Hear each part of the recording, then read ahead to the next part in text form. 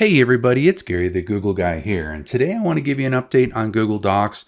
And you've probably noticed that if you have created a doc lately, you see these different tabs up at the top of your document, such as meeting notes, email draft, and the @ symbol for more. So what this is this is going to give you instant access to building blocks, so you don't have to find it, and it's going to allow you to build and generate content maybe just that little bit quicker. If you would like to use one, you just click on the different tab, whichever it may be. Once you do that, or if you come in and start typing, pasting, whatever it may be, these tabs go away. So how does it work? Let's say, for example, I want to start an email draft and work on a coworker to generate something. I just click on that.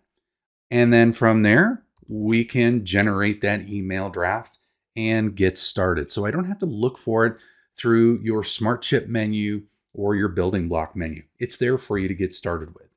So with that, just wanted to give you the heads up on what it was and why it was there. You can use this for meeting notes, email drafts, and more using your Smart Chips with that @ symbol to get started and generate content just that little bit quicker. Until we meet again, another day, another time, another tip, trick, hack, or update. This is Gary the Google Guy, signing off.